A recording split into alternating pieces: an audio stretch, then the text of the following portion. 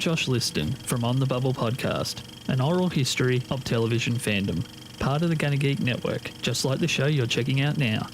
Shows on the network are individually owned, and opinions expressed may not reflect others. Find other awesome geeky shows at GunnaGeekNetwork.com. This is the official GunnaGeek.com show. Each week, we run down the latest news and happenings in the world of geek. These are your hosts for the show, Steven, Chris, and SP. Welcome to an all-new episode of the official Gunna Geek Show. I am Steven, and with me, of course, is Chris. Howdy. And we've also got Stas P.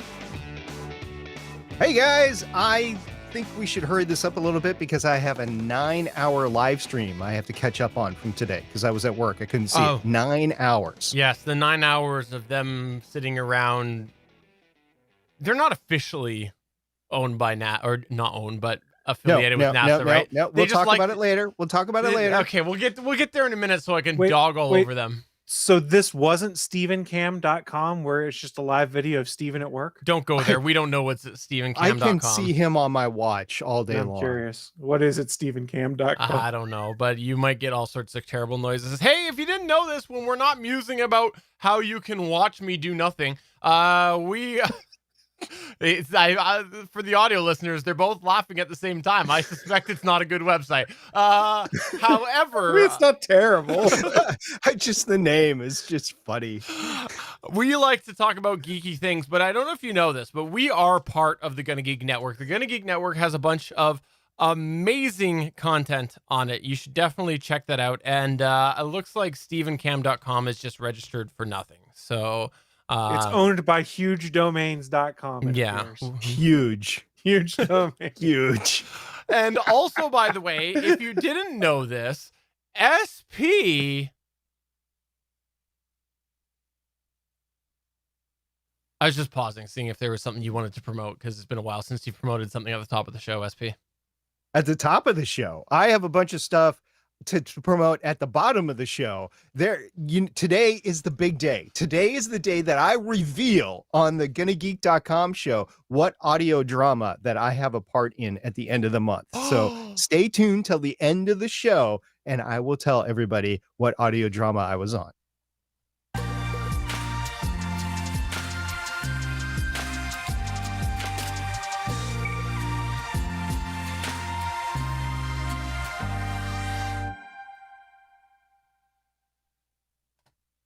You know, Chris, last week we talked a little bit about the Nintendo Switch and how terrible Nintendo is. And so I thought that what we should do is not mention them at all this week. So let's go to your news. I'm here to rub some salt in your wounds, Steven. We're going to talk about Nintendo products.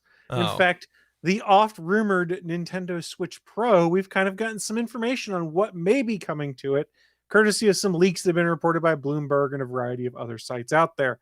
Now, one thing to keep in mind, these are leaks and rumors. Nothing is confirmed. Nintendo, as is normal, has issued no comment when asked about any of these leaks that have come out. But let's talk about what may be coming in the refresh of the Nintendo Switch. And if you think about it, we're about due for a refresh. That console is, about 4 years old right now? They did like a half iteration refresh. They put a better processor and bigger battery in before they put out the Switch Lite. So if you look at what Xbox did and Sony did, they put out the PS4 Pro and the Xbox One X.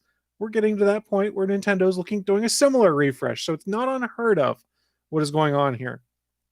So according to the leakers, the Nintendo Switch Pro will be a significant improvement on the original Switch. Supposedly it will feature a larger, brighter screen, OLED by the way, but it's also set for massively enhanced internals, they're saying.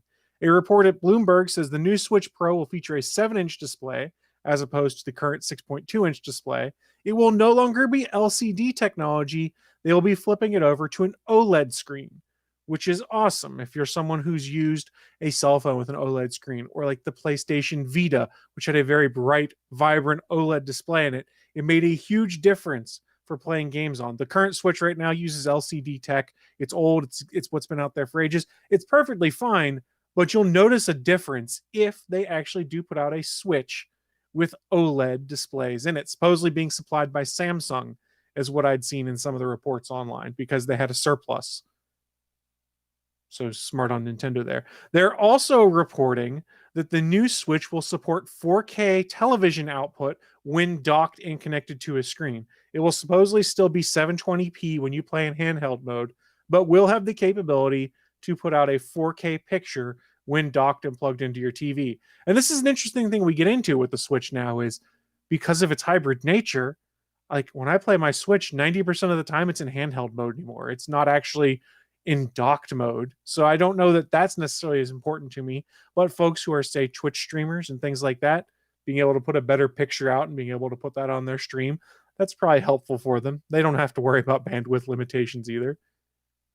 This is something that I thought was actually pretty fun, is that the rumored name for the Nintendo Switch Pro is not Nintendo Switch Pro, but supposedly they're going to call it the Super Nintendo Switch. And I'm totally okay with this because it's kind of an homage to the Super Nintendo Entertainment System from the 90s. I can dig it. I'm really excited. When you go and look through some of the other breakdowns here, they are kind of showing or theorizing that the upgraded tech inside will not be as powerful as the current PlayStation 5 or Xbox Series line of things, but will incorporate some of the DLSS technology and things like that, supposedly. Again, it's all rumors, but it all sort of makes sense. Now, here's where we get into the tricky aspect of things.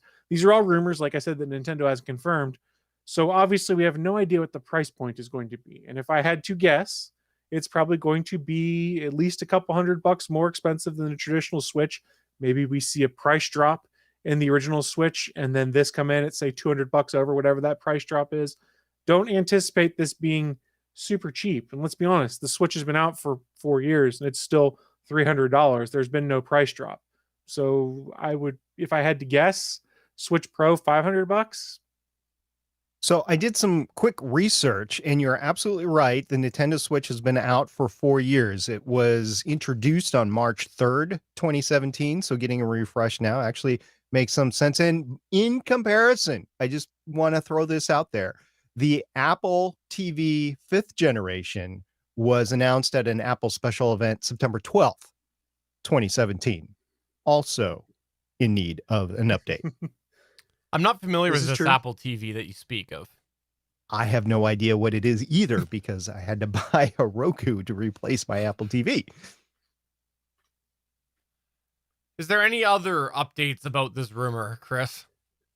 Well, I mean, I see some comments that were put into my show notes. Do you want me to read those for you, Stephen? I think you should read your notes on your article exactly as you've inserted them into the show document. That's what I think Fair you enough. should do. So, Hold on. The last edit was made a minute ago by Stephen Jondrew. yes. So for those that aren't aware, as we record this show live here on Monday night, we keep our show notes over.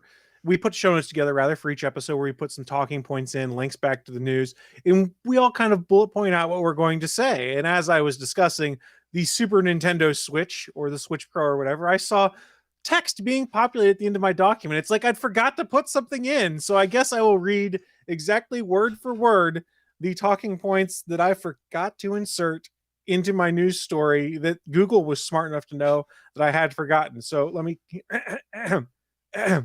although not offering official comment, Nintendo has also hinted to a universal backup service. All games and services will be required to use one backup service. Oh, wait, I made that last part up because Nintendo sucks when it comes to uniform backup services. Oh, And I'm glad makes little boys cry. I'm glad you admit that you made it up, Chris.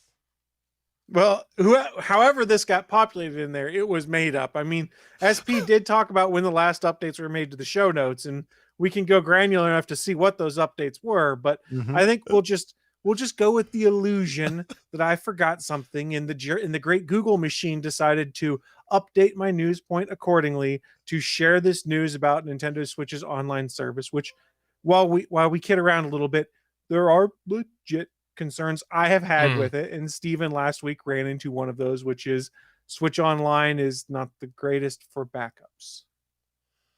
All right, putting the dogging aside, I got to say, I like the idea of them doing a refresh. I do worry more than with Sony and Microsoft that we're going to see that game division happen where all of a sudden we're going to see certain games built for the Super Nintendo Switch that will have very poor performance on the Nintendo Switch regular. So that's a fair concern. And again, this is all rumor and conjecture, but if you start reading some of the stories that have come out online, there are other things that are supposedly leaks. I'm not sure if I necessarily believe them, that state that there will be games exclusive to the Super Nintendo Switch / Switch Pro, which would be problematic. And it's not something we've seen with these upgrades within the same generation with, say, Microsoft and Sony on their devices. It was if you got the PS4 Pro or the Xbox One X, you could play an enhanced version of that game, but it would still run appropriately on, say, an original launch Xbox or PS4. It's part of the problem we ran into with Cyberpunk when we talked about that. Yeah. The fact that it ran like crap on a Gen 1 PlayStation 4 and Xbox because the hardware was so old. So that is a legitimate concern. And it would not surprise me if we saw some games that came out and said, nope, this is only playable on Switch Pro / Super Nintendo Switch or whatever. And it's not unheard of. Remember, we had the what was it, the expansion pack in the N64 when it came out. The only way you could play some games is if you bought the expansion pack or bought the one game that came bundled with an expansion pack and put it in the N64. And then there were certain games from that point forward that would only work with that versus have degraded performance without the expansion pack. So maybe. And one last thing that I will actually say, because people do like to think that I hate everything, is I'll just go ahead and say maybe Nintendo, you could, make some Joy-Cons that don't suck. I don't know if you know about that, but the Joy-Cons are infamous for drifting and being a problem. And to the point that this last year, they opened up a warranty process for pretty much every Joy-Con that exists if you're having problems. Like, they go back years and years and years, and they'll cover the warranty, which is a terrible process as well, because you have to send off your bloody Joy-Cons. I know this because I have two in my hand right now that I need to send off now that my son decided he was going to go and change the colors. My other son, by the way, he was going to change his. He can go and send the bloody Joy-Cons off so that they can get fixed, because now he actually has spares that he can use because he went and out of his own pocket, which again, you made another kid cry, have Joy-Cons while these are being warranty sent off. Yes, I have to literally send them off. Damn it, Nintendo. Your game is too popular for the quality that it is. So, devil's advocate, how would you suggest they handle a warranty replacement on that? Send you the Joy-Cons first, because then people would never send in credit card deposit. No, that's true. I've had it done with phones before, where that was the process they did, was they took a credit card deposit, sent off the phone. I could see that, but that's not necessarily conducive to a minor wanting to trade them in. However, I think the option should be there, because otherwise you're literally without the controllers for your game for 6 weeks plus, was when I filed this at Christmas, was what people were saying. This is the insidious part of it. This encourages you to go buy other Joy-Cons so you can send in your broken ones. Exactly. Or reduce your screen time and go outside and play. Yeah, that's not going to happen. I'm not allowed to be around people. No, you don't have to be around people. Just go outside. Run around your house. I don't care. Nah, terrible process, terrible quality Joy-Cons, and they should probably make a better product. Moving on to the next news point here, we have space news. Fishing. We do. Last week was a pretty exciting week, at least for me. It was great. The anticipation was building up. I tried to miter my caution, my expectations quite a bit, but my hopes were pretty high. And the viewing that we got was spectacular. So what am I talking about? I'm talking about the launch of SN10. We're going to take this down by the numbers as I know of it. As of like noon today was the last time I had a chance to do any research. So the Starship SN10 spacecraft touched down successfully after a high altitude test flight on Wednesday, March 3rd. But the vehicle exploded while leaning, but standing upright about 8 minutes after landing. For those of you that have not seen the RUT event, the video is pretty spectacular. A lot of people joke and say the SN10 actually had two flights, one planned and one unplanned. So go ahead and check out the video of it. It's pretty cool. Both amateur/crowdfunded media and SpaceX high-resolution video taken during the event and reviewed extensively by GonnaGeek.com show personnel clearly depict SN10's landing gear deploying, but not firmly locking in place by fluttering shortly before touchdown. Perhaps complicating matters, flames were clearly visible upon engine shutdown of 2 of the 3 Raptors after all 3 successfully ignited. Now, these flames were never extinguished, but it is unknown what the correlation may be between the ongoing fire after the engine out and the potential crush damage from the touchdown due to malfunctioning landing gear. Also, there might have been a thrust issue with just one engine that contributed to this whole thing, whereas the spacecraft actually needs 2 engines to provide enough thrust for a soft landing versus 1. Now, assuming a similar FAA mishap safety review will be accomplished for the SN10 RUD, as was accomplished after the SN9 mishap event, the SN11 test flight could come within the next few days or weeks. Now, the SpaceX Starship prototype test article SN11 was rolled out to the launch pad today in a 9-hour live stream coverage. My hat is off to the guys at NASA Space Flight. Now, Stephen, you mentioned at the top of the show the unfortunate name for NASA Space Flight. So what is your issue with it? My issue is that they use the NASA logo on their logo. They have very little indication that they're not an official NASA property, and whenever there is any big event going on, they're covering it. So naturally, they show up high on the YouTube algorithm. And the reason I take big issues is because while they have really great video coverage, they have all sorts of remote control cameras, not robots, remote control cameras in play there. That means that they can keep covering things, in zones that have to be cleared out and things like that. Their audio quality is pretty bloody bad. And because they're using the NASA name, it almost is like I don't know. It doesn't represent well for what might look like a official broadcast, even though it's not. So a whole mix of problems. It's definitely amateur crowd-funded coverage for sure. Chris, do you have a point about it? You're Chris muted. Is muted. Oops, sorry about that. So what was confusing to me on that one is I watched not this last launch, but the one before it on YouTube, and I did a search for SpaceX rocket launch. That was one of the channels that came up and had a little verified checkbox next to it. So I was like, is this NASA doing this? And I watched for a few minutes, like, I don't think this is NASA, and started doing some other searches before I kind of went, okay, this is someone who is using the name NASA in their title or their channel name, which is fine, but like you said, Stephen, caused a bit of confusion for me because it's like, NASA's covering this? I didn't think this was them. And the verified check mark is really kind of what threw me, because that's what I looked for when I was looking to go and watch the rocket launch, was verified channels, so that I wasn't catching like someone who's just pirating the stream on them, putting their own overlays over top of it and being like, haha, look at the coverage I'm doing when I'm actually stealing it from someone else. And to be fair, like, they do have good video overall, and yes, they are knowledgeable people.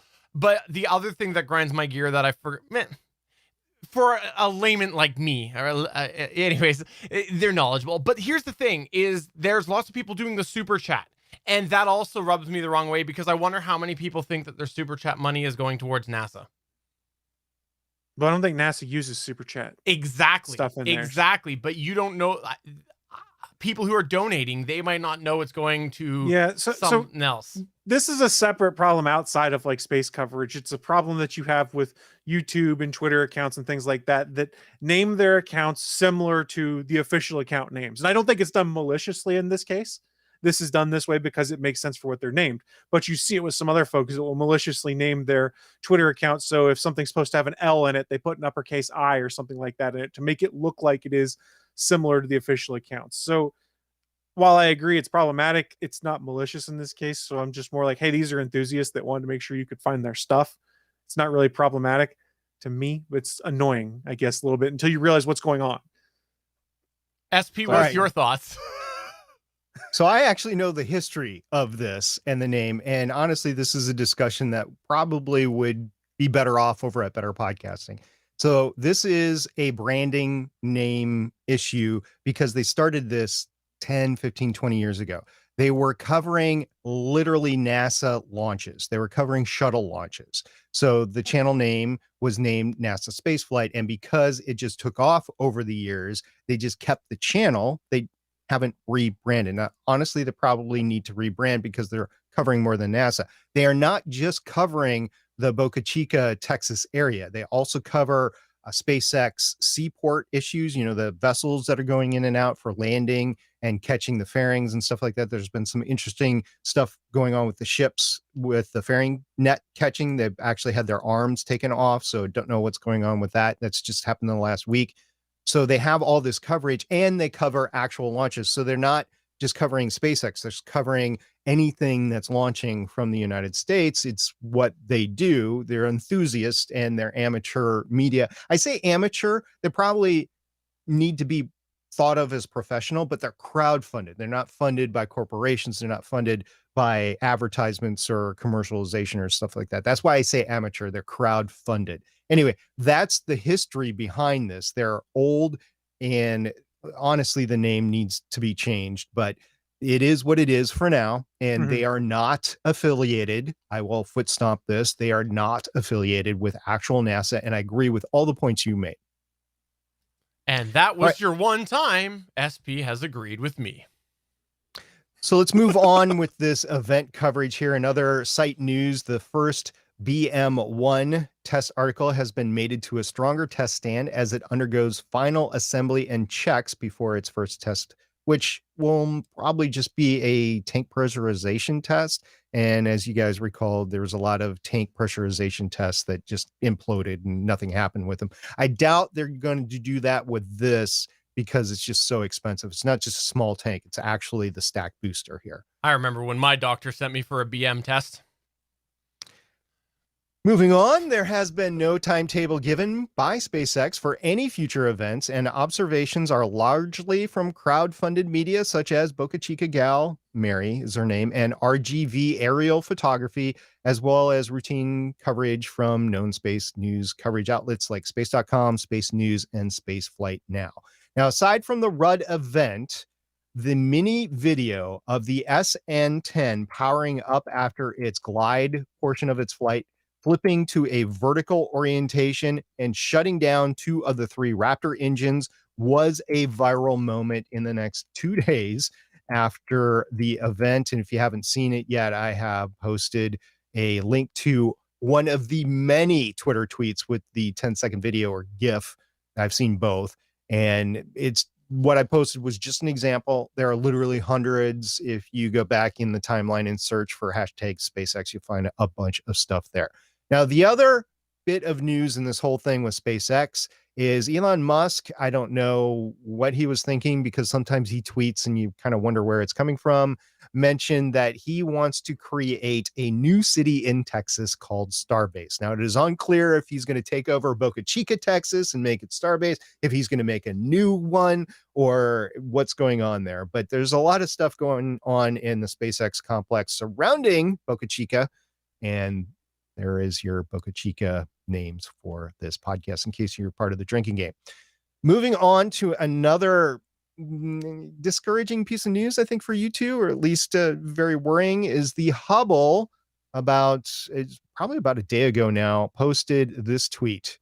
And this is from @NASA Hubble, the actual verified NASA Hubble Twitter account.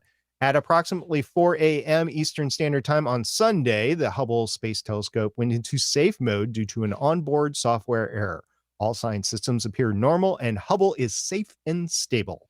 The team is working plans to safely return it to normal science operations. Now, I know you two specifically have this huge relationship, this huge affinity towards Hubble. So I just wanted to tell you guys what was going on, and we will cover this again next week to make sure everything's okay. Tell me, how many days has James Webb spent in space? It depends on your version of time travel and multiverse. Okay, fair enough. I'll tell you the answer as of now in this universe is 0. So still, Hubble is far superior to James Webb in every way that you can think. I heard this was all Suncast's fault. He applied a patch to Hubble because he wanted to watch some pirated cable programming and was using Hubble as a relay. So blame Suncast and the secret Mars base because he just had to watch the hidden season of Big Brother that was on the internet that he dug out somewhere. It was the space Big Brother.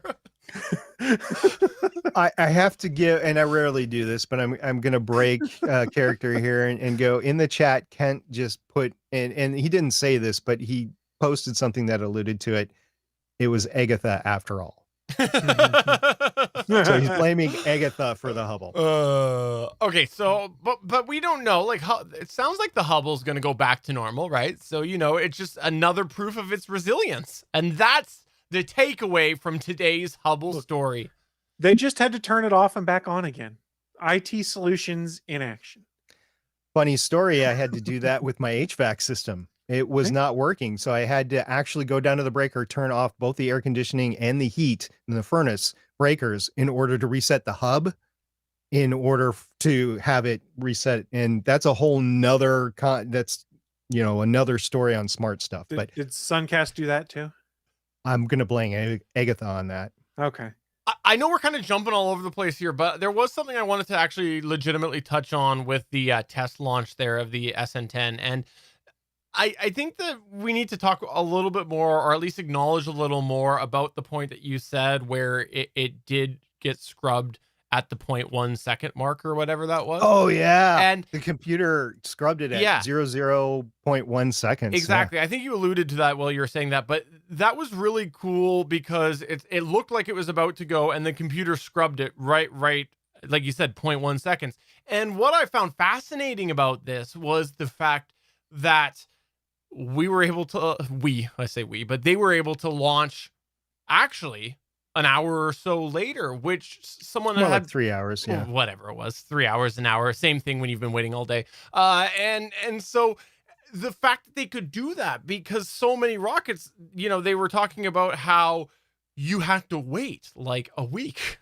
to get them to be able to try again. And here we were seeing this happen a couple hours later. So I thought that was a really cool thing. And I don't know, when the space industry is trying to make reusable rockets, I think that's a good thing that they can go scrub and a few hours later launch. Yeah, to be clear, it was scrubbed because one of the early readings on the thrust on one of the three engines was out of bounds. So they decided to, from what the computer could read, so they decided to scrub the launch. They actually determined that the excess thrust, in this case, it was producing more thrust than they had planned on, was okay. They could use that. So they went with it. And if you watch I don't know what to call it, the bell housing camera, the one that looks in the combustion area, you can clearly see one of the nozzles is glowing blue, or the flame coming out of is blue, and one is red. So there's different heat variances between the two engines. I don't have any idea if that's what led to the explosion later on or not, but these were always planned just to be a one launch prototype. It has now come out, or maybe they're just saying that. So it's just meant to use once. Now 15 will be different because 15 is an entirely different, it's a new design. It's manufactured a little bit differently. So I don't know if SN15 is meant for one use or not. We'll see. And there are others that they're making after that. So SN11 will be the last in this generation of design. And hopefully it will actually land and not blow up after it lands. Well, we'll see. The landing struts are an issue. It's a known issue. They needed to be upgraded, but Elon is so go. He's like, I don't care as long as it actually gets on the ground. And it looks like it landed. I'm fine for now. And we'll just move on to the next one. So SN15 will have beefier landing gear on it. I also understand, moving on to the next space thing, that you have an NSFW report. Is that what you were saying? You want to talk about an NSFW report? National Science Foundation. There's no W. National Science Foundation. So we covered the Arecibo collapse a couple of months ago and the whole thing leading up to that. Well, a report by the National Science Foundation estimates that it will cost up to $50 million to clean up the damage from the collapsed radio telescope.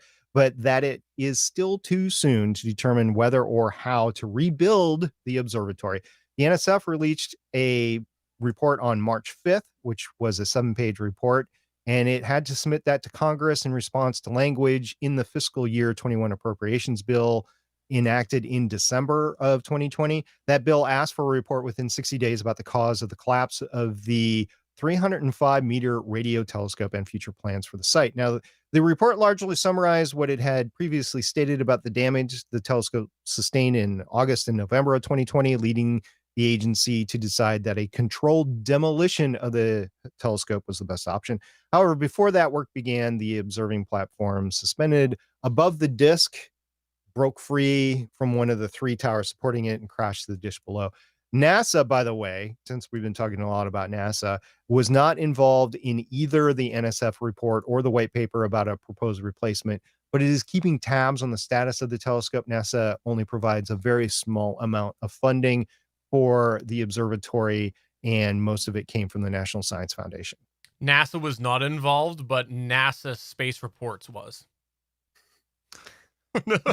Yeah. So just as I've been closing up these segments in the past, also coming up right now, the SLS Green Run core stage test at Stennis Space Center will happen sometime in March. I would imagine that in about 2 weeks. We'll see. SpaceX Crew 2 mission is still slated for March 30th. And this is new this week. Quote, later in April, unquote, will be the Boeing CST-100 Starliner OFT-2 test. I will believe that when I see it. Boeing. April Fools. Yeah.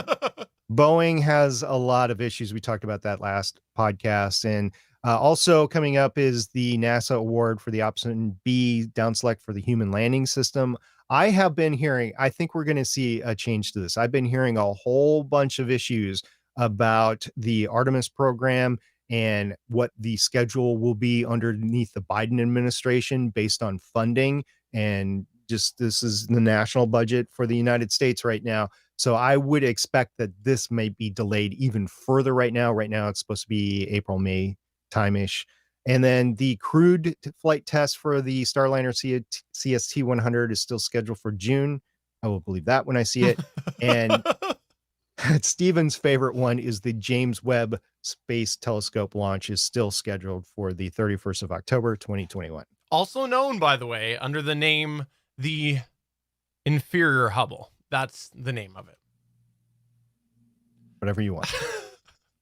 All right, well, moving on to the next news point here. Let's continue talking about rumors. There's a rumor that the iPhone is going to get rid of the notch and move towards a punch hole camera. This is according to a new rumor from Ming-Chi Kuo. It was that in 2022, there will be a shift with the higher end iPhones, presumably under the iPhone 14 line, that will see the punch hole style camera that we've seen on things like Samsung and Google phones. Apparently, if the production yield to this type of camera and display is plentiful, they might see that across the entire iPhone 14 line, whatever that looks like at that time, which, judging off of this year's iPhone, will probably only be around 40 or 50 different versions of the iPhone 14. There's no further details about how Apple would really work in those critical components that they've included for things like the Face ID, that apparently is why there is such a large notch on the iPhones. But some people are thinking this will have to do with under-display technologies that I think we'll see continue to advance in cell phones as seems to be going. So I wanted to bring this up for a couple reasons. One, I wanted to put it over here to Chris before I ask SP a question. You've had a punch hole style camera for a bit now. I've had one as well.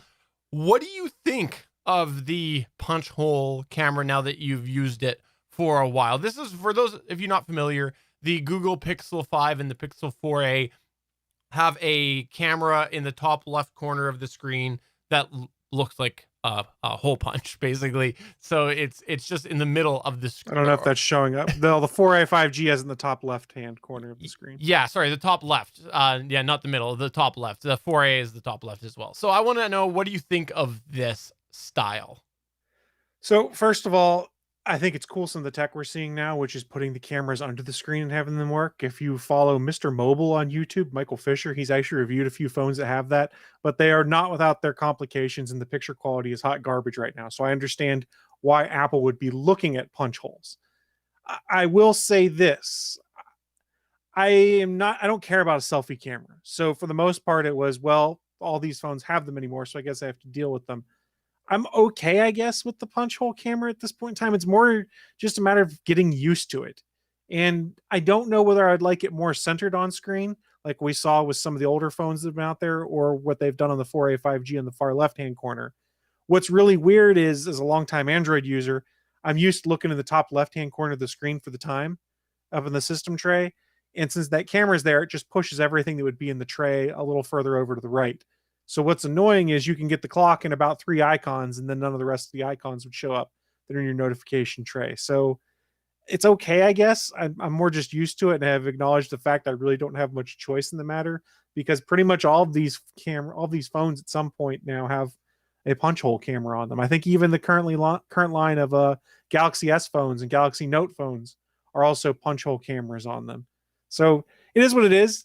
I understand the reasoning why you would do that, because it allows you to put a camera in there that doesn't have reduced video quality, stuff like that. If they could find a way to make it viable to have the camera be under the display and not suck, that's the way to go. But the tech isn't there yet. Yeah, my thoughts are pretty similar to yours, is that it was more of an adjustment thing for me. I will say, like, I don't really see the argument to having a notch over a punch hole camera, because, like, either way, you're losing real estate in that corner. So, like, what is the advantage of having a notch if it can be accomplished with a punch hole camera? See, the nice thing is, if you had a notch or even a punch hole that was in the center of the screen, like we saw on what was the Essential phone, I think it was, had a punch hole in the center of the screen, if I recall correctly, or at the top center, excuse me, not like dead center in your screen. And that actually makes more sense, at least for notifications on an Android perspective, because you can actually show more notifications on that bar across the top of the screen. That's really the thing that annoys me the most. And it's really just annoyance. It's not like I'm raging or angry. It's more of, ugh, I can't see all these notifications that are accumulating as easily because they don't show up. What do I need to do to see a raging Chris? That's you. I need to see that sometime. Make me watch the Snyder Cut and then have to talk about it for 4 hours, and I will rage. All right. I'm kidding. All right. Starling Tribune is coming up with a new episode. I'm retired. Okay, 4 Hour Gonna Geek after it's released, coming to you soon. I am officially putting in my notice of retirement from podcasting. I mean, I'm just taking a shot at the Snyder Cut. I'd be able to talk about it, but I try and make it a point, in all seriousness, not to be raging Chris on the internet, because nobody wants to go see any of us flip our lid about something that's dumb. It's one thing to do it as kind of a gag and play around, but I don't think anyone wants to see one of us have a temper tantrum on the internet as we talk about something. That's true. All right. I mean, I kind of want to see Steven have a temper tantrum because it'd be hilarious. Maybe I will. We've already seen the Rebel. I mean, we saw it about the Nintendo Switch the past couple of weeks. No, I'm just kidding.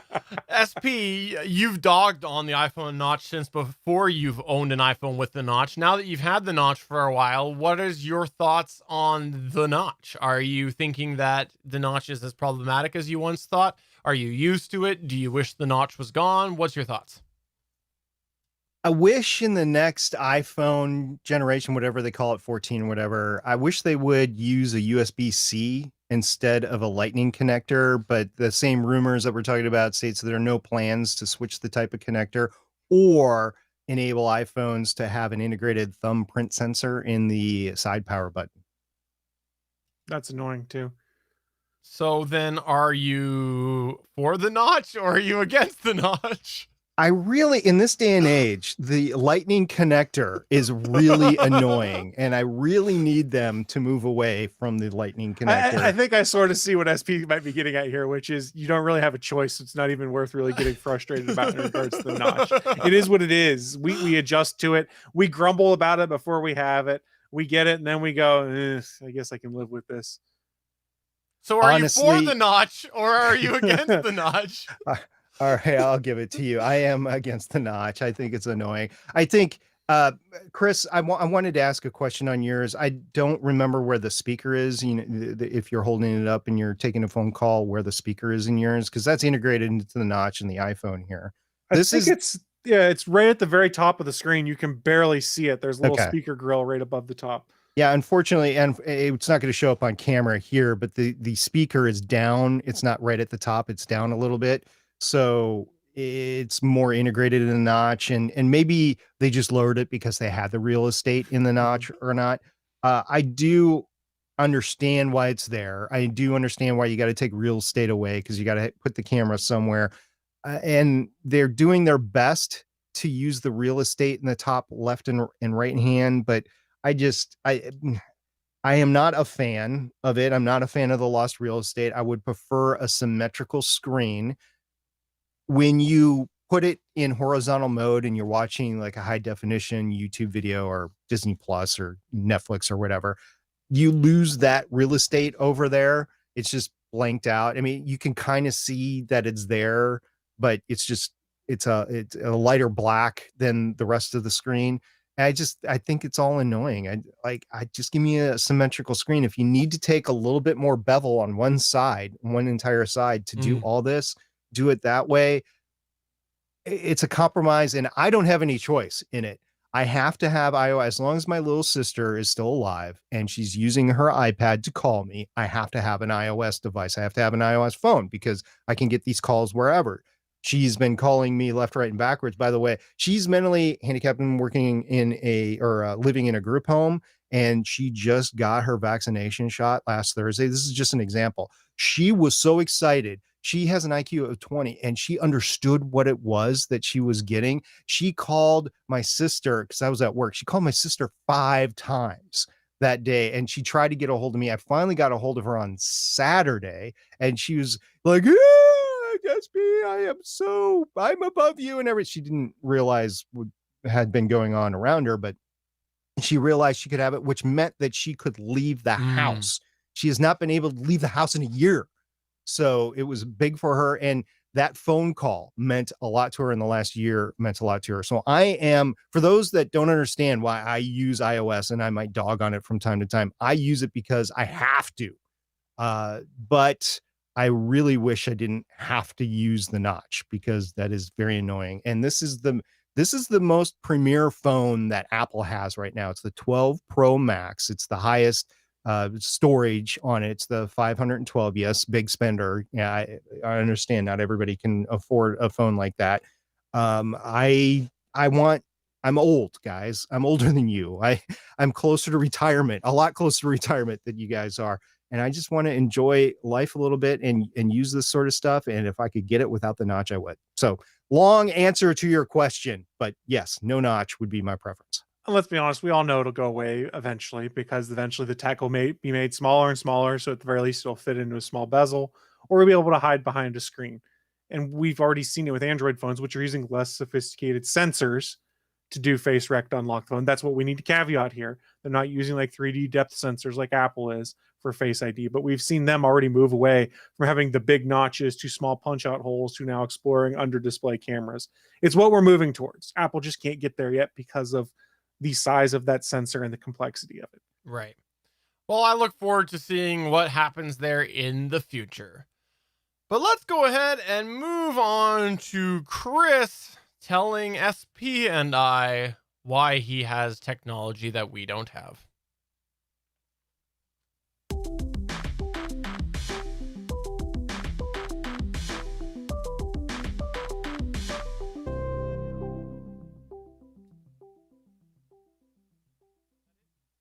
That is the purpose of your segment, is to tell us about all the things that you own that we don't, right? Well, that's just because I get sad and buy myself technology to feel better. I'm only like 60% joking when I say that. I just get sad and eat an entire bag of chips. That's how I deal with it. Do you not have Girl Scout cookies up there? I didn't order any this year. So I wasn't asking you. I was asking the big guy over there that likes chips. The big kahuna. We do have Girl Guide cookies, I believe is the name up here. Okay. And I don't think that they did them this year. Okay. So pivoting over to what I was going to talk about. On this show, I've talked about a variety of different Bluetooth headphones, all of the earbud variety. So I'm here to talk to you about another version. And this is mostly because I got a screaming hot deal and went, these would be good to toss in my gym bag whenever I can, go back to the gym. And I don't care if anything happens to them. So what are we talking about today? I bought a pair of the Jabra, I don't know how you say it, Elite 65T Active headphones. What does that basically mean? It's the waterproof or more waterproof version of their 65T headphones. And much like all the rest of them, they come in a nice little case that serves as a battery pack to charge up the headphones, things like that. And we'll run through and discuss that. So before we dig into that, I do want to remind folks, this is, I think, the fourth installment on Chris Explores different Bluetooth earbuds and things like that. We started off with the TicPods free, probably like 3 or 4 years ago at this point. I then talked about the Amazon Echo Buds, moving on to the Google Pixel Buds 2, and now we're into the 65Ts. Yes, Kent, in the chat room, these are the 65Ts. They're older tech. So why did I get them? Because I was on Slick Deals and I went, $39 for headphones that I don't have to care about what happens to them. I'm in for this. Basically, it was a slick deal I saw. Newegg was selling them. These are factory refurbished by Jabra as well. So they're not brand new, but effectively are brand new because of the fixes or they've been returned and cleaned. And what was interesting is I bought them from Newegg, but it shipped direct from Jabra. The shipping label inside and the receipt were all linked to them. So Newegg was literally just the middleman in this case. And it was free shipping. So $39.99 for a set of headphones that right now retail for $99.99, but I'd seen some recent sales where they were down to $79.99. That sounds slick. Slick deal you got there. It was a pretty slick deal. Before we dig too deep and dive into this, I want to give a little bit of background on these headphones.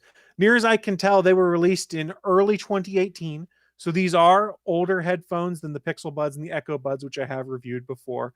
They are newer than the TicPods free. It's really hard to say. I stuttered through that. One of the important things to note in here with all of these buds is what is the battery life? And it's sort of in line with what you'd expect from the others with a caveat. By sort of in line, I mean on a single charge, these buds will last about 5 hours. That's what the Pixel Buds will roughly do. That's what the Echo Buds will roughly do. And I honestly don't remember what the TicPods would do. It might have been broken, so I haven't really been able to use them in at least a year at this point in time. Here's where things get tricky.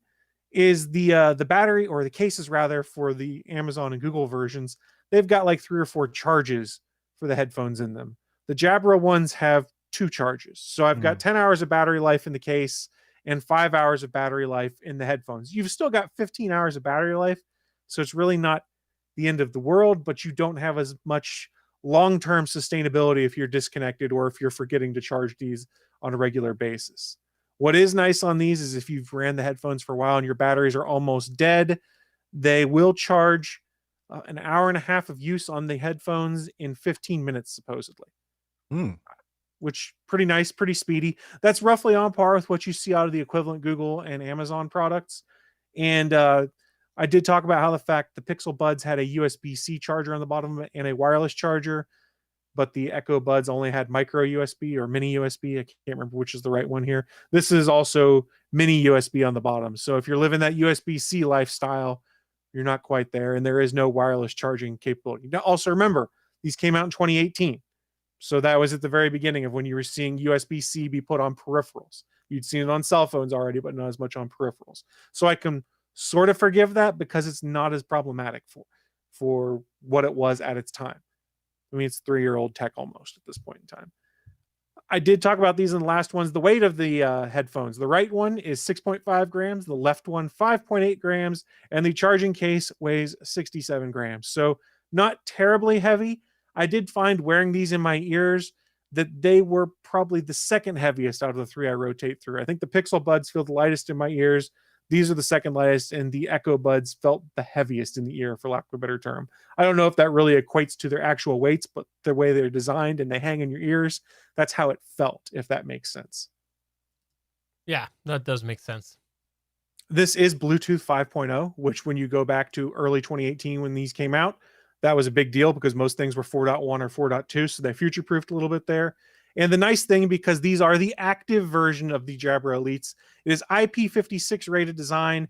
And if you register via the Jabra app, as soon as you connect to that, you get a 2-year warranty that protects against damage from sweat and dust. So that means if you're wearing them at the gym and you sweat a lot and your headphones die for some reason, they're replaceable under warranty. It doesn't mean if you drop them in the toilet, they're replaceable. But if your workflow is to take them to the gym, sweat like a maniac, and who cares, you're covered for 2 years, which was pretty cool. And if you were paying full price for that, much bigger deal than me paying $40 for refurbs.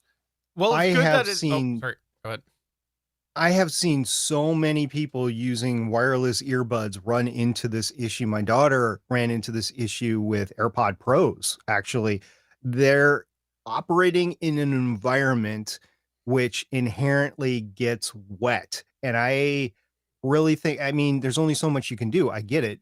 But I would be very hesitant to plunk down even $40 like you did, knowing that if I was working out heavily or if I was doing yard work or something like that, and I just sweat into it and it frizzed out, that I would have to go buy a new one every however often that happens, every 3 weeks, every month, every 2 months, something like that. So this is really important. Yeah, the 2-year warranty is really important there. And for some people going, why don't they make it longer? Well, let's be honest, these are lithium ion batteries in there. By the time you hit the 2-year mark on them, probably 2 or 3 years, those batteries aren't going to be holding their charge near well enough, and you're probably looking to replace them at that point in time. Yeah. So that's a consideration. Yeah, you're going to be looking to replace them just because the technology advances in 2 years anyway. Yeah. Let's get into the actual use of these to an extent. Pairing. Pairing is easy or difficult depending on what kind of headphones you're using. Those of you in the Apple side of the house, if you use AirPods or AirPods Pro, you know it's really easy. Just open the case next to your device, click the connect button, and you're good to go, because it'll give you a pop-up on screen. We've seen similar with the Pixel Buds on Pixel devices, where you've just opened the Pixel Buds case, and if you have a Pixel device or a newer Android phone, it basically puts a pop-up on screen and you push the connect button. When you start getting into your more traditional ones that aren't really baked into the OSs to have these kind of connectivity, you get into the more traditional Bluetooth pairings.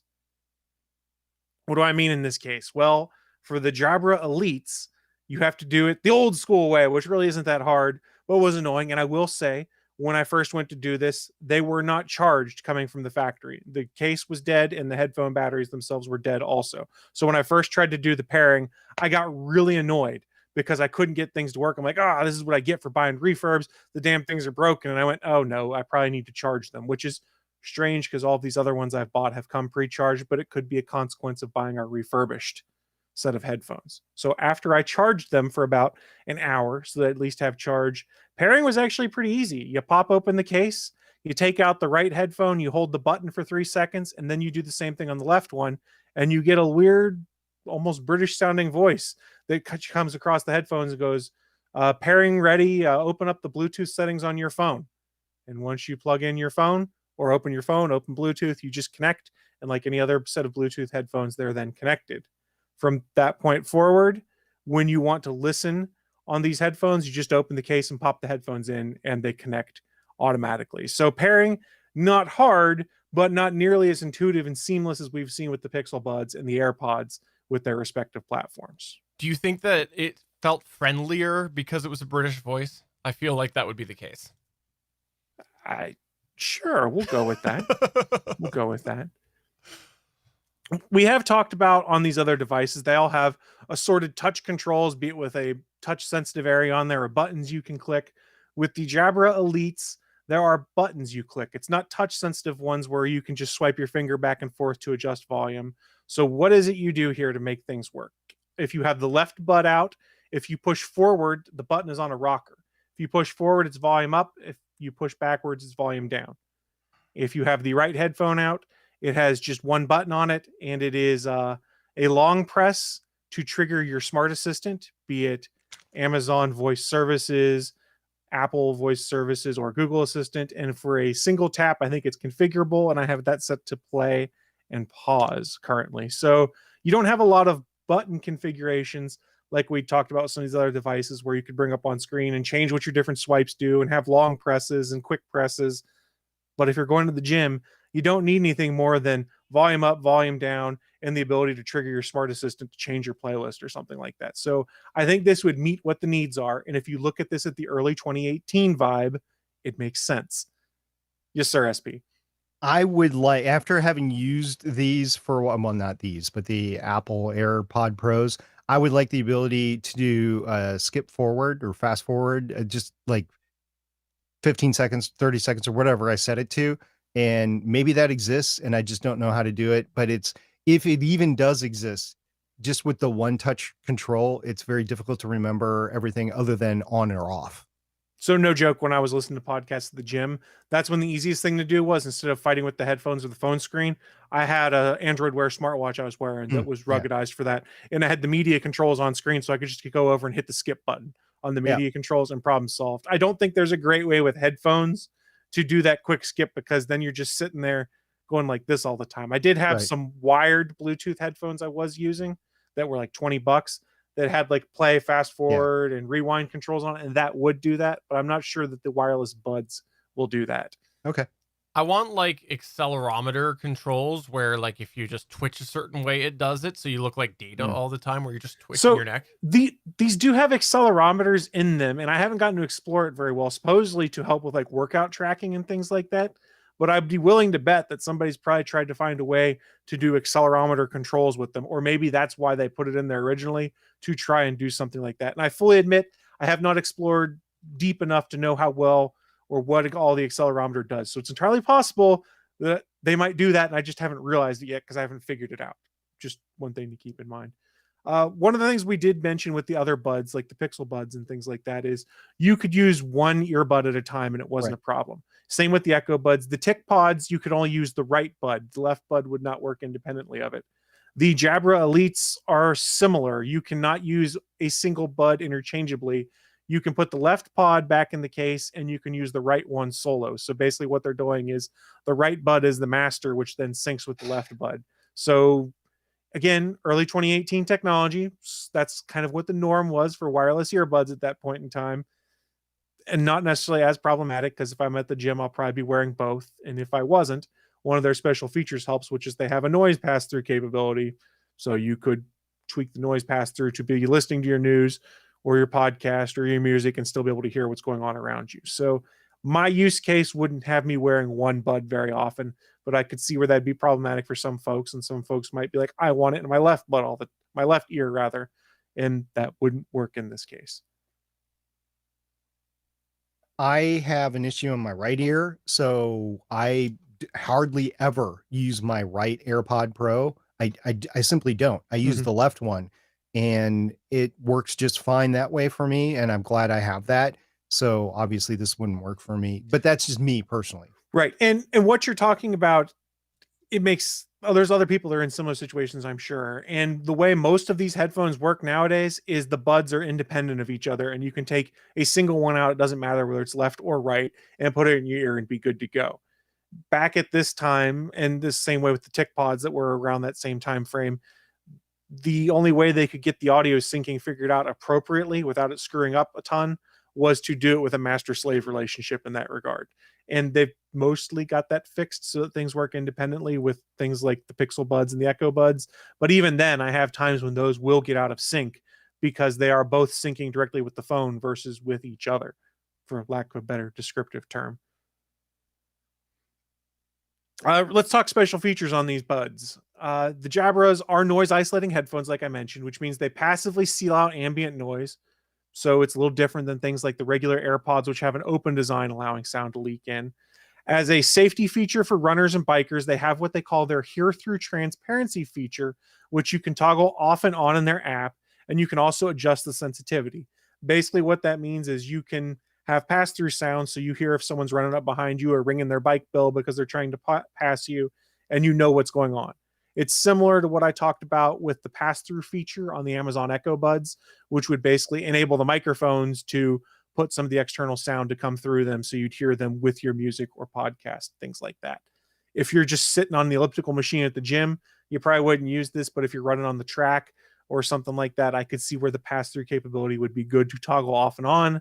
The fact that you have to go through their app to do it is kind of annoying. I think you get spoiled a little bit by being able to double tap the right Echo Bud on the Amazon devices and have that turn that off and on. And Google has their own wizardry that they've done that will basically do pass through of certain sounds to alert you of things with the Pixel Buds. They are also don't seal quite as hard as these other devices. The Jabra Sound app also has an equalizer that you can tweak for your sound profile for music, change things like treble and do bass boost. You can adjust your call audio, things like that. There's an option in there to have your music pause automatically when you pull one of the buds out of your ear and then have it resume when you put it back in. It's a little touchy for me. Maybe I'm just having bad luck that it doesn't always want to resume when I put them back in. Maybe I just need to go and double check that the configuration's right, or maybe I've stopped the music versus paused the music somehow and I don't realize it. I don't really know what's going on there, but it seems like it should work, and other people who have reviewed these didn't really report much issue on them. I did mention earlier you do have access to the Smart Assistant. That's by holding down the right buds button for 1 second.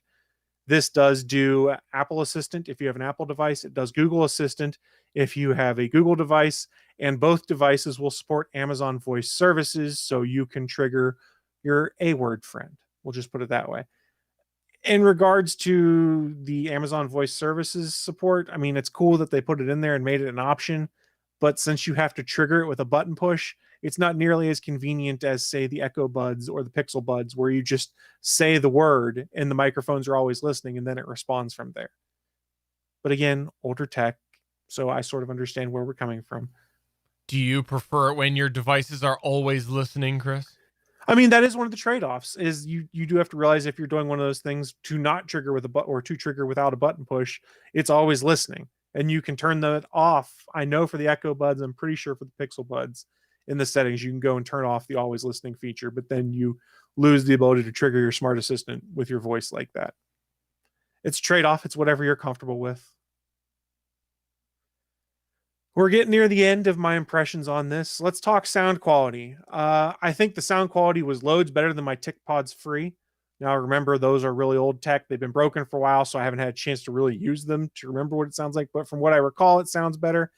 And I think most of the time they sound better than my Pixel Buds. Caveat. That's without running the Wavelet app that tunes things a little bit better based off your headphone profile and things like that.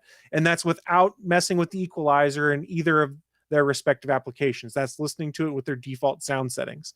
I think once I played with Wavelet on this, and I've talked about that app, once I tweaked the sound settings on there, I thought they both sounded about the same, which sort of makes sense based off the nature of that app. But the out-of-the-box experience, I thought the audio quality was just a touch better on the Jabra Elites, and the Echo Buds, rather, I think have the best sound quality so far out of all the ones I've talked about. Which kind of surprised me. Yeah, because let's put aside your deal price for a minute there. You're talking 2018 technology for a lot cheaper than the current price on the Pixel Buds. I think also here's the other thing to consider is it's also the nature of how the headphone sits in the ear. Is you have a closed seal with the Jabra Elites and the Echo Buds, and the Pixel Buds. I keep having to say that word and I keep getting twisted in my head. The Pixel Buds have a more open design, so you're not getting that hard seal, so more sound leaks in and things like that. And I think maybe that's what's coloring my opinion a little bit, is that I'm not getting that noise isolation like I do with these other devices. And let's be clear here. I'm not saying the sound quality is bad on either of these three devices. This is just my complete layman's opinion when I'm sitting here at my desk during the day at work, listening to music and rotating out headphones to try and give some initial impressions. Because at one point I was swapping out headphones like every half hour so that I could try and go between them and see which sounded weird or which sounded good, things like that. They're all pretty close. They're all close enough. In regards to calls, I only took one call on these. The person I was talking to on the phone didn't report any issues hearing me, didn't report any issues with crackling or anything like that. But as is my normal complaint when I'm using earbuds to make phone calls, I thought the volume was super low that I was getting on my side, and I had to turn the volume up pretty much all the way on all of these headphones to be able to hear at what I thought was a comfortable level. And I think that's just the nature of how phone calls route their headphones, to be honest. I've noticed that too with the wireless devices that I've tried as well, and it's frustrating. Yeah. It's annoying, but it is what it is. I talked battery already. They're rated for about 5 hours of life. And this is where I have not done my due diligence. I haven't done a 5-hour run on them, but I've worn them for about 3.5 hours. And I think I had like 30% battery left, something like that. So I could see being able to get to 5 hours on a single charge. I never had any anxiety about, oh my God, my batteries are going to die when I need something, because I'd kind of made it a point and said, hey, this afternoon after lunch, I'm going to wear these and keep the charging case on the other side of the desk and not worry about plugging them in or anything like that to see whether I'm having weird discharge or anything like that. The interesting thing on these ones though is I talked about with the Pixel Buds, you could see the battery level of the right and left buds separately.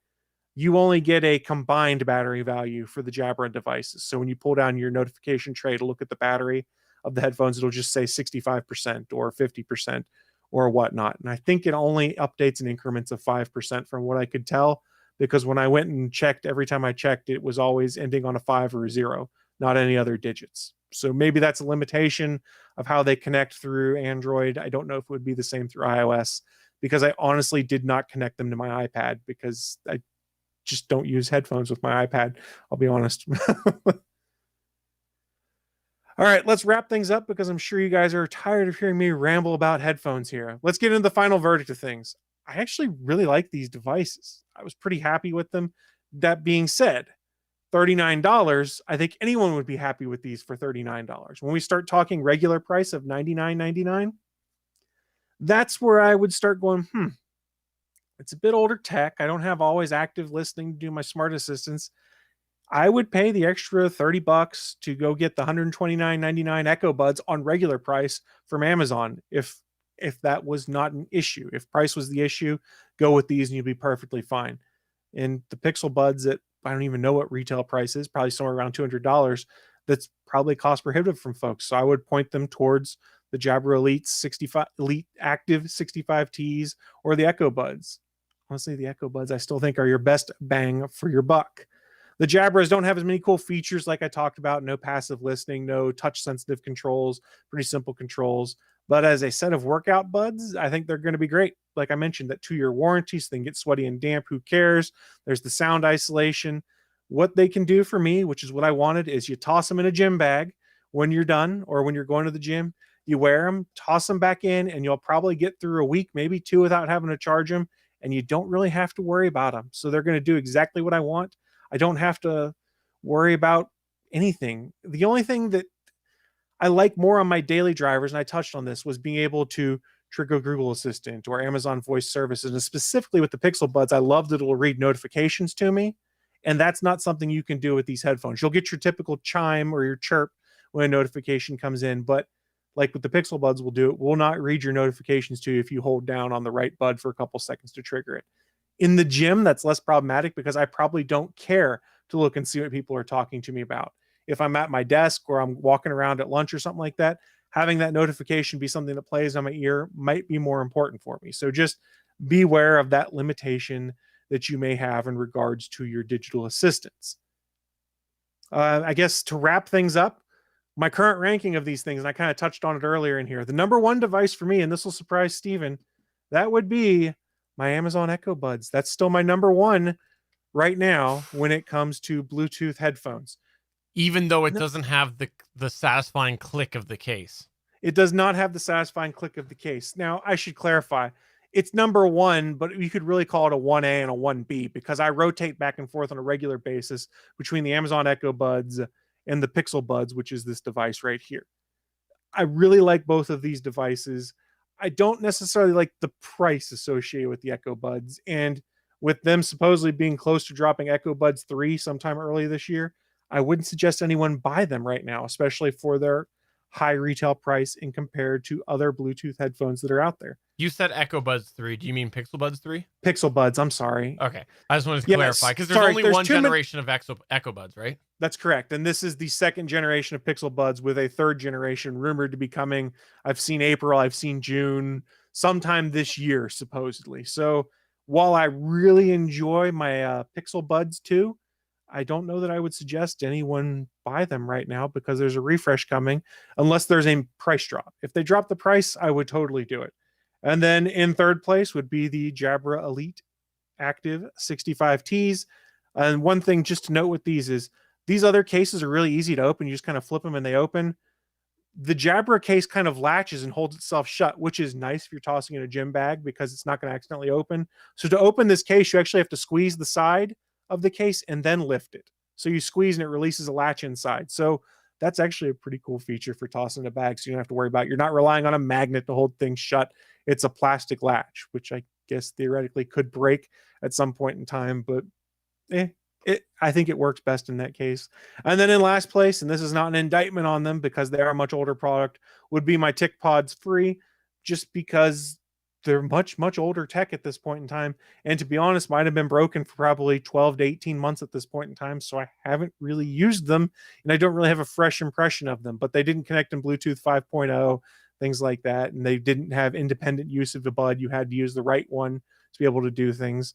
They're just old tech, and honestly, they don't sell them anymore because there are 2 generations advanced past that now. So I wouldn't be doing my due diligence if I was telling you guys to look up the old TicPods Free and go buy yourself some, because they're just old at this point in time and probably not supported very well. And there's better tech in the newer stuff. So yeah, that's my impression on these Jabra Elite Active 65Ts.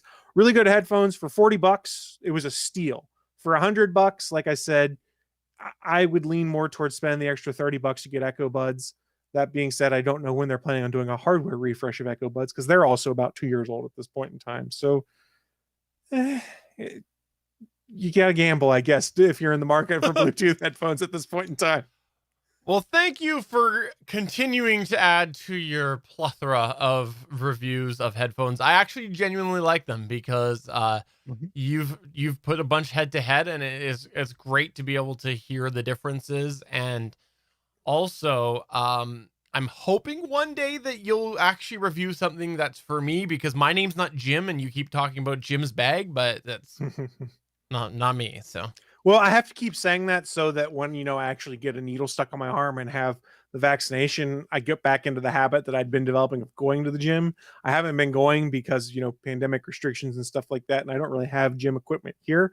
So if I keep talking about and I buy things like this to help support that habit, I'm hoping that the opportunity then affords itself to me to be like, yeah, get back in the habit, start doing this 3-4 days a week again like you were. Yeah, I need to be good. I need to be good. Guys, remember about 10, 12 years ago where people were walking around with the Bluetooth in their cell phone talking? We called them Bluetooth douches or whatever. Yeah. You guys remember that? Yeah, they still are out there. They still are. Oh, okay. Continue. I was going to say we've come a long way since then, but I guess in Canada, you're still stuck there. There's still people they're always like the delivery guy that has the independent delivery business that walks down the street and is like, yeah, I'll be there in like 10 minutes. Yeah, I'll make it happen for you. And they're not talking to anybody. They're just trying to sound important. Yeah, but now they don't hang one of those weird Bluetooth headsets off the ear that never would stay in place like it was supposed to. Now they just have like an AirPod or another wireless earbud in one ear probably, and they do it that way. So at least it's a little less noticeable. Fair. I was legit in the grocery store a couple of weeks ago, and this lady was like, I don't know, I thought she was talking to me, and she wasn't. She was talking on her Bluetooth device. I honestly don't know. I think it was an Apple. I think it was an AirPod. I don't think it was Pros, but her hair, she had big hair. I did not see it. So I just kind of looked at her, and then she continued on her conversation. I was like, oh, she's taking a phone call right now. Okay. One of the perils of these things, though, and no joke, is that you may not notice what's going on around you, because I've worn the Pixel Buds into Walmart before, and I was wearing a blue polo and blue jeans because it was casual Friday at work, and I was on my way home to pick up errands. And I had someone that was trying to talk to me while I was in the video game section. I didn't even notice it. And they got real cranky and kind of aggressively tapped me on the shoulder and said, "Can you help me, please?" I'm like, "What are you talking about? I don't work here." because at that point in time, that's pretty much what the Walmart uniform was a blue shirt and jeans. So I was just kind of sitting there minding my own business. I'm like, what the hell does this woman want? I'm just trying to look at the game. So that's what I yelled at him and said, if you effing don't like my service, you can go talk to my effing manager. He's up there.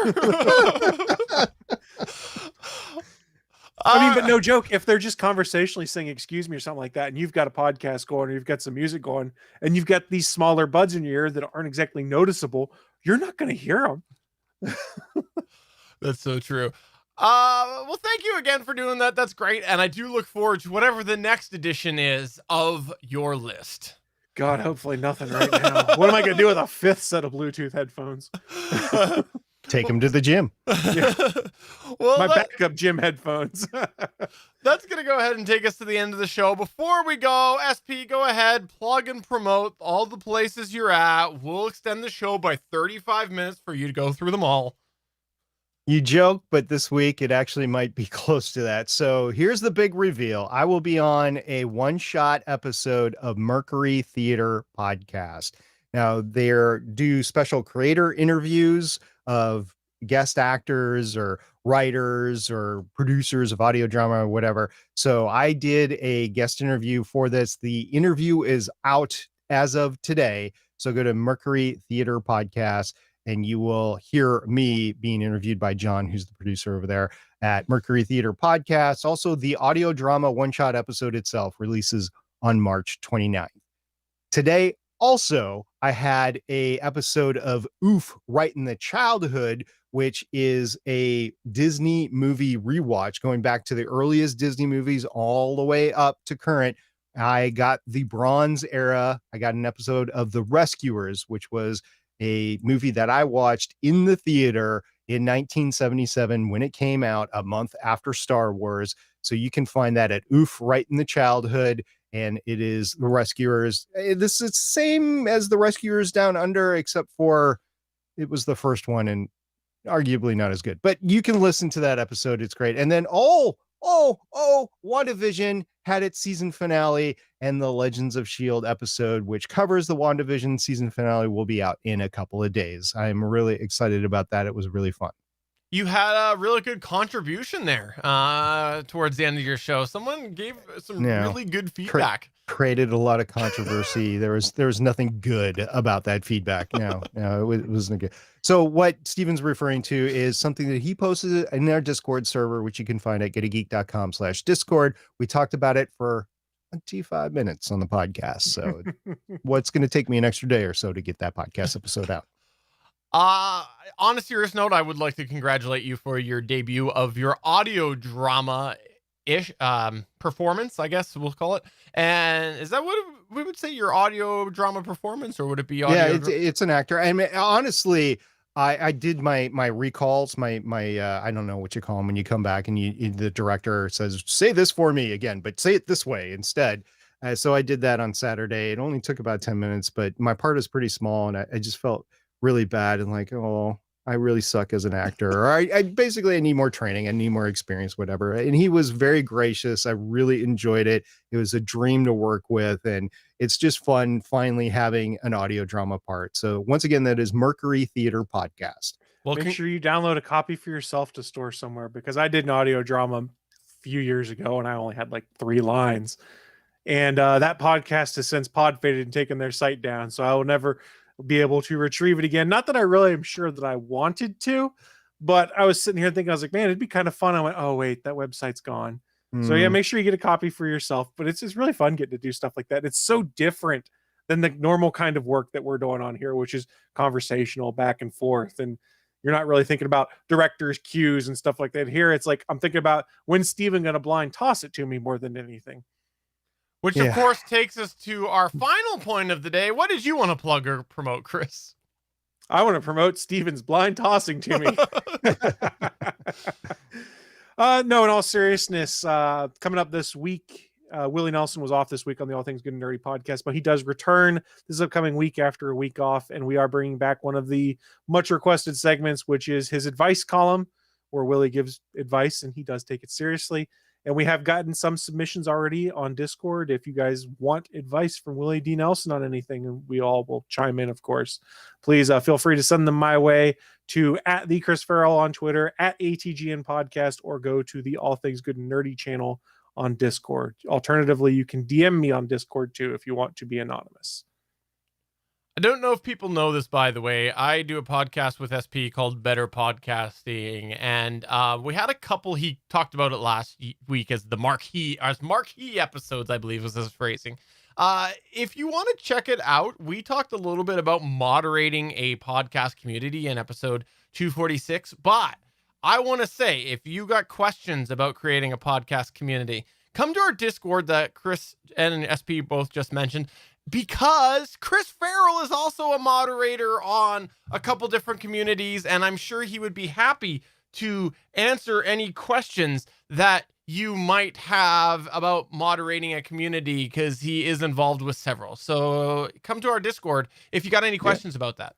Don't ever volunteer to help moderate a Reddit channel, a subreddit, because then you just start seeing the worst in humanity at times. You do, Especially don't you? a gaming subreddit where you're like, what the hell? This guy's like, I think this game's really cool. Why are you going on this 5-minute diatribe about why you hate the Nintendo Switch? This has nothing to do with him. Be like, I like Game X. I'm like, ugh. Well, we could have made that episode a lot shorter, SP. Just 5 minutes. Don't do it. Yeah. I can tell you that too. I mean, just this morning, I think it was the first time in months we had to actually lock a thread, lock a post, and we are like, no, this is not going well. But we didn't want to delete it, so we just like locked it, and that was the way to deal with it. But yeah, Chris deals with all this stuff a lot more than I do on a Reddit or Discord. In all seriousness, their communities are really great things to be able to interact with folks. When you get involved in the moderation side of things, you do get to see some of the uglier side of the community at times, but you also get to see some really cool stuff that's in there and help facilitate good things. But sometimes you just run into things and you have to go, what the hell is happening? And just a quick aside, you guys probably haven't mentioned this one, but there was a news story that came out about the new Harry Potter game last week, and about the fact that they were going to allow people to basically create their character however they want. You could present as male but have a female voice, things like that, to basically give voice to trans people. And I thought it was an interesting story. I thought it was cool, and the comments on that just devolved into such a toxic mess. And I was sitting there and I was going, I know a lot of this is trolls, but man, this is just not the kind of stuff you want to see. And if you are helping in a community like that, just beware. Sometimes you're going to see things that make you go, what the hell is wrong with some of these people? And I don't care what your opinions are on the game and things like that. Just some of the comments that were coming out in there were just gross, disgusting, and obviously people trying for shock value reactions. But we had to lock it and shut it down, despite the fact that there was good conversation going on too. So come over to gonnageek.com/Discord and chat with us over there if you got any questions, and Chris will tell you all the reasons why you don't want to have a community. Oh, I'll spill all the tea on dirty side of communities. Is it boba tea? For episode 368 of the official Gonna Geek Show, I'm Steven saying, hey, SP is now among the audio drama performers. I'm SP saying we'll see you guys next week. Talk more space stuff. I'm Chris, and I got to figure out how to use 4 sets of headphones. 5 coming soon. I'm sure he'll buy another one. You getting me some AirPods? No. Oh. No. You don't want them. They're going to update. Bye. Well, I'll take them if Steven gets them for me. Bye. Bye, guys.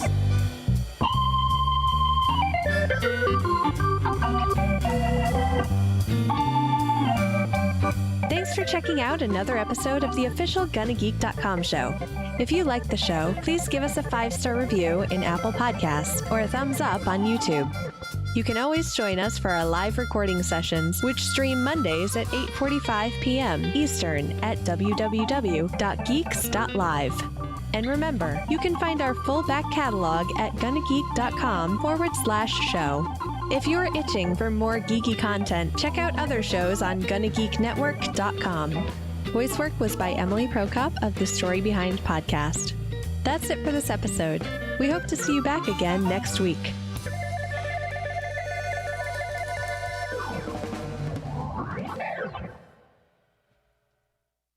All right. Thanks, everybody, for coming on by. We knew we were going to have a jam-packed episode, but I wanted to share a story that I know SP knows about from the weekend. And I think, Chris, you'll know why I texted him immediately about Nintendo making his boy happened. cry.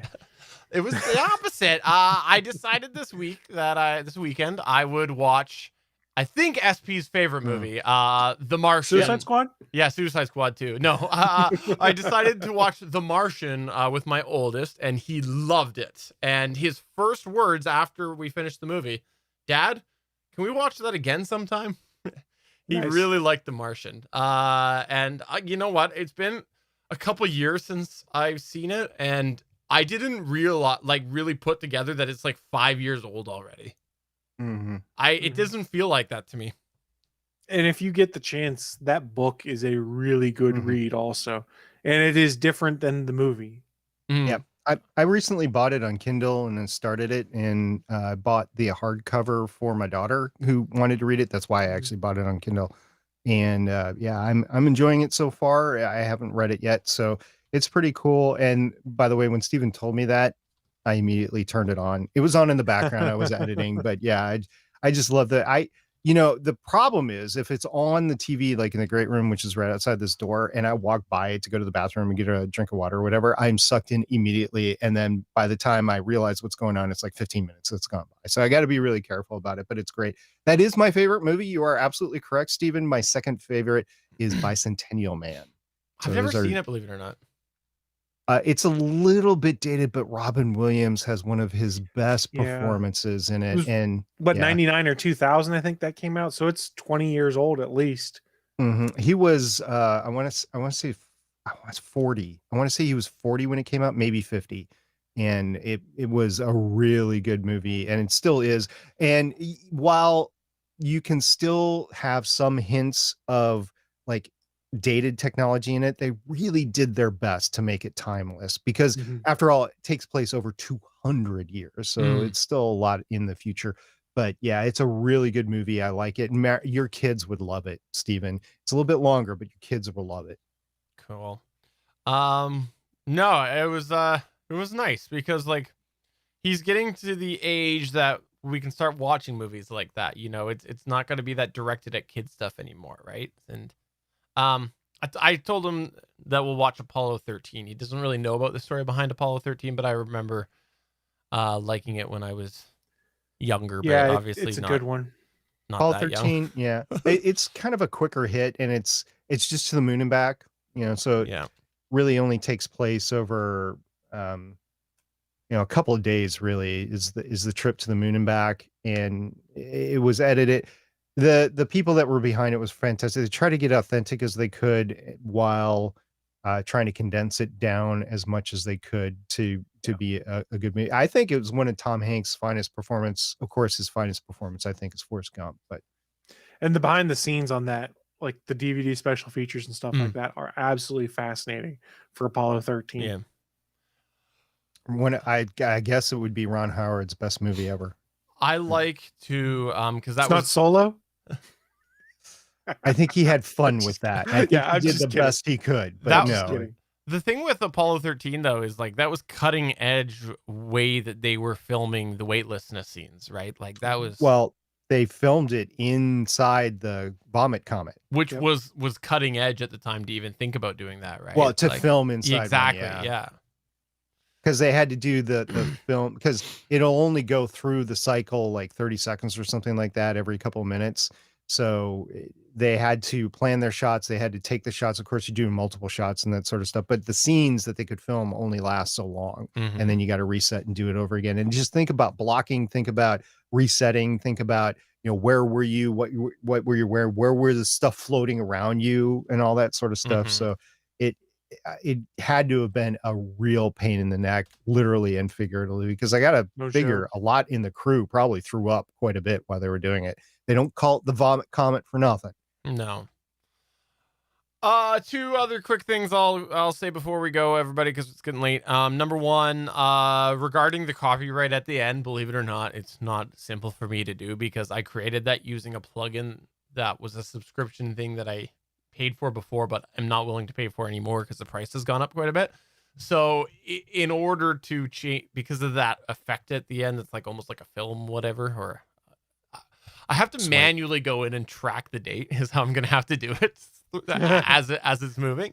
And then second thing was just for your guys' reference, Chris and SP, Rainbow Puke worked. I don't know if you saw that towards the end. Chris went a little purple and Rainbow Puke worked.